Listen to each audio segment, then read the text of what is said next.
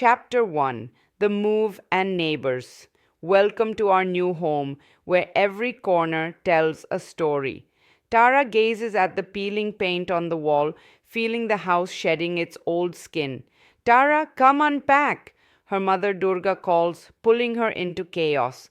Boxes lie scattered like landmines, and Durga frowns over old newspapers wrapped around plates.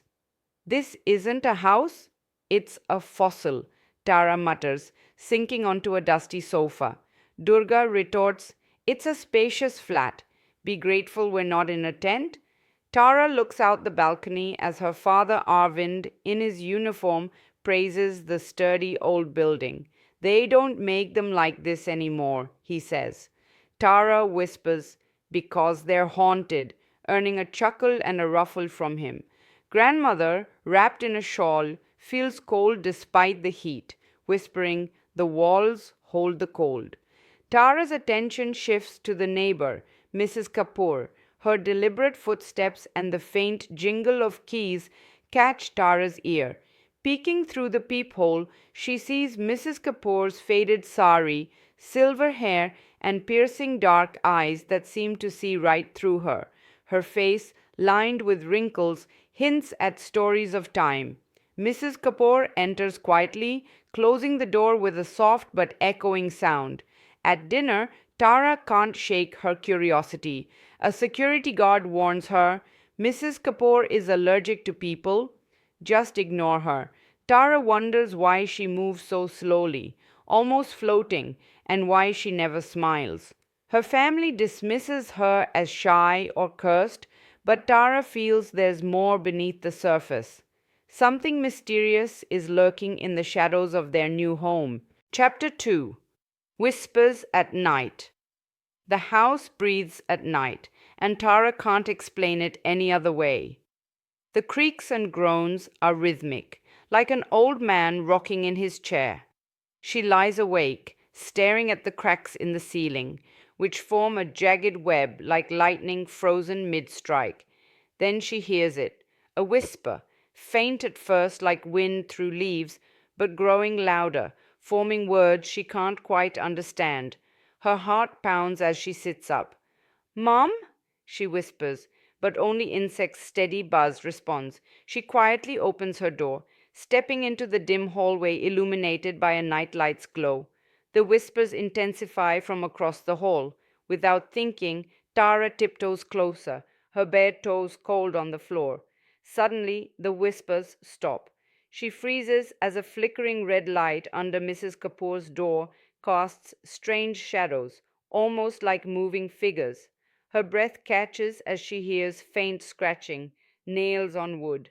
A low, raspy voice behind her says, go back to bed. Tara spins around, but the hallway is empty. Heart pounding, she rushes back to her room, slamming the door and diving under her blanket, trembling.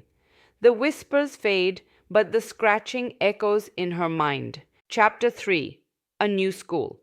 As Tara steps into her new school, the heavy gates creak shut behind her, and the cold stone walls seem to watch her every move. Clutching her backpack tightly, she feels eyes on her, even if no one is looking. Miss Cambley welcomes her with a warm smile, but the word legends sends a shiver down her spine. The corridors echo loudly, and everything feels unfamiliar and tense. In the quiet refuge of the library, Tara finds a moment of peace among mysterious titles like Whispers of the Western Ghats and Haunted Hills of Maharashtra. But even here, Mr. Raju warns her, some stories stay with you longer than you think.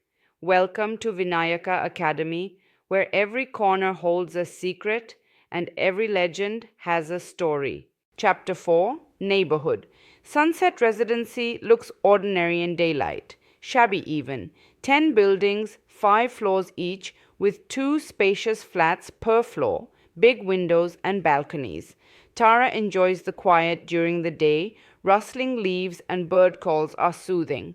But at night, everything changes. Sitting on her balcony after dinner, she notices the community garden, once lively, now silent and cold. The swing hangs motionless, chains creaking softly in the breeze. Beyond, the forest looms, trunks dark against the faint moonlight, fading into shadows. Tara stares into the darkness, half expecting a figure to emerge, though she doesn't know why. The next morning, she sees Mrs. Kapoor in the park, standing near the banyan tree, blending into the shadows. Her head tilts as if watching something unseen. Who's that? Shobham asks. Just the neighbor, Tara replies, but her stomach twists. Mrs. Kapoor turns slowly, her eyes locking onto Tara's. For a moment, Tara feels something's off. Her presence seems not entirely real. Then, suddenly, Mrs. Kapoor walks away, disappearing down the stone path. Chapter 5 The Forest. On weekends, Tara's father takes her and Shubham on hikes through the ancient forests of Matheran. You should know the land you live on, he says, leading with his walking stick. As they venture deeper, the trees grow closer, their branches twisting like skeletal fingers, casting a greenish haze. Shubham skips ahead humming, while Tara lags behind, her eyes darting around. Stay close, Arvind calls, his voice steady but edged. Tara freezes, catching a fleeting pale shape between the trees. Did you see that? She whispers. See what? Arvind frowns. There was someone. He looks, but the forest is empty. Probably a monkey, he says, though he sounds unsure. As they walk further, Tara feels a strange heaviness, a silence that feels wrong. Goosebumps rise on her skin, and she catches a faint metallic scent. She touches a tree for support and sees a quick flash of men with rifles, faces smeared with mud. A herd of deer suddenly bolts past, heading towards safety, not away from danger. Tara whispers to her father, Something's not right, Papa. The animals know it too. She points to fresh footprints larger than theirs and broken twigs on a side trail. Someone's been here, and they weren't gentle. A faint clicking noise reaches her ears. Do you hear that? She asks.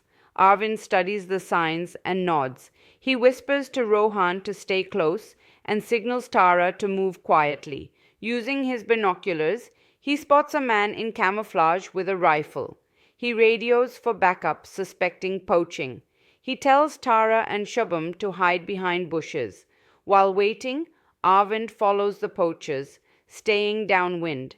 He tracks their movements until he spots the leader fleeing. Papa! Tara whispers urgently, gripping Shubham's arm. He's heading for the ridge. Arvind sprints after him, dodging logs and branches. The poacher trips on a root, falling hard. Arvind is there instantly, disarming him. When backup arrives, they surround and arrest the group. Back at the station, Arvind thanks Tara. You noticed things I didn't. You have a gift, Beta. Don't ignore it. Your instinct saved that Tusker's life today. He looks at her with pride. The forest speaks to those who listen. Not everyone can hear it.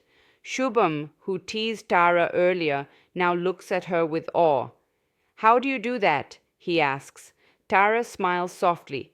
I just listen.